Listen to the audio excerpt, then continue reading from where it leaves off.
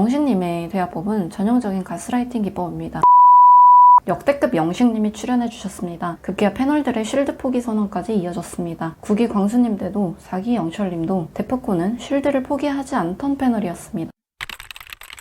어제자 출연자들의 첫 번째 데이트가 있었습니다. 옥수님은 영식님을 선택해서 둘은 데이트를 하게 됩니다. 식사 자리에서 영식님은 옥수님께 굳히기를 시전합니다. 조금 빠른 감이 있습니다. 만난 지 24시간도 안 된 상황에서 너에게 확신을 주고 싶었다. 우리 서로 확정된 관계로 나가자 라며 옥수님에게 가두리를 치는 영식님입니다. 영식님의 스킨십은 이날도 여념이 없습니다. 돌아오는 길목에서 옥수님의 어깨를 부여잡습니다. 그리고 스파이크가 터집니다. 차 안에서는 무려 옥수님의 손을 잡으려는 시도가 보입니다. 이에 옥수님은 나쁜 손이라며 손사래를 칩니다. 이 장면에서 아마 많은 분들이 불편함을 느끼셨을 거라고 생각합니다. 심리적으로 사람은 누군가에게 호감이 있고 진심으로 좋아하는 마음을 느끼면 전형적으로 나오는 태도가 있습니다. 그중 대표적인 것은 전보다 더 조심스러워한다는 것이죠. 상대에게 전하는 말은 용감하되 그 내용에 신경 쓰게 되고 스킨십은 더할 나위 없습니다. 이런 관점에서 영식님의 거침없는 스킨십은 호감이 있는 상대에게 나오는 태도는 아닙니다. 영식님의 거침없음은 이후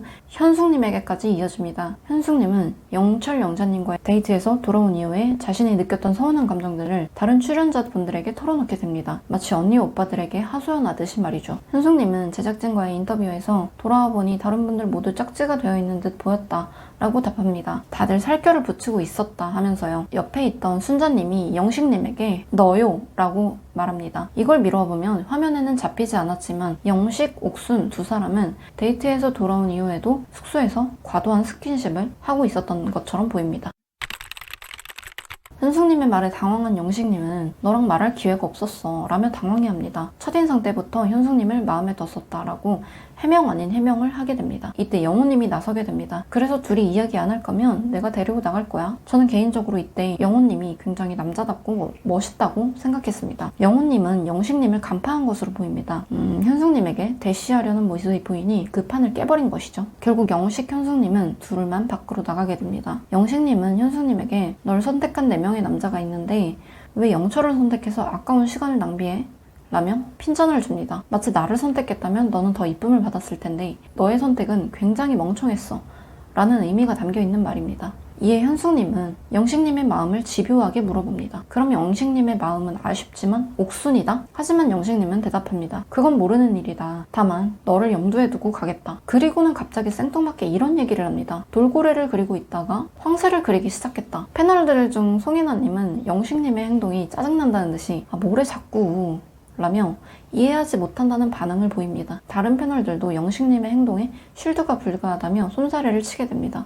영식님의 대화법은 전형적인 가스라이팅 기법입니다. 사랑에는 정답이 없습니다. 더욱이 솔로 나라에서만큼은 자신의 감정에 솔직해야 하죠. 그렇게 현숙님의 선택은 매우 올바른 결정이었다라는 겁니다. 영철님과 영자님이 누가 봐도 커플인 것처럼 둘이 딱 붙어 있었다고 해서 영철님에게 대쉬하면 안 된다라는 건 없는 겁니다. 한편으로 현숙님은 사랑에 용감하고 열정적인 스타일인 겁니다. 하지만 영식님의 논리는 완전히 반대됩니다. 내가 좋아하는 사람이 이미 누군가와 잘 되어가니 나를 좋아하는 사람을 선택하는 것이 현명하다. 이게 바로 영식님이 말하는 스마트한 사랑법이 되겠습니다. 근데 그렇게 따지면 영식님 본인은 왜 애초에 자신을 선택해준 영숙님에게 데이트 신청 왜 안 했어요? 논리가 맞지 않는다는 것이죠. 즉 현숙님에게 어이구 애기야 하며 했던 말은 단순히 영식 본인을 선택하지 않은 현숙님에게 너는 날 선택했어야지 라는 메시지를 전달하고 싶었던 것, 그 이상도 이하도 아니라는 거죠. 거기에 플러스 알파로 돌고래를 그리다가 황새를 그리려고 한다 라고 했던 말은 이제라도 나를 선택하면 널 보듬어 주겠다 하는 의미가 있을 거라고 생각합니다. 모쪼록 이번 기수 킹받는 포인트 너무 많아서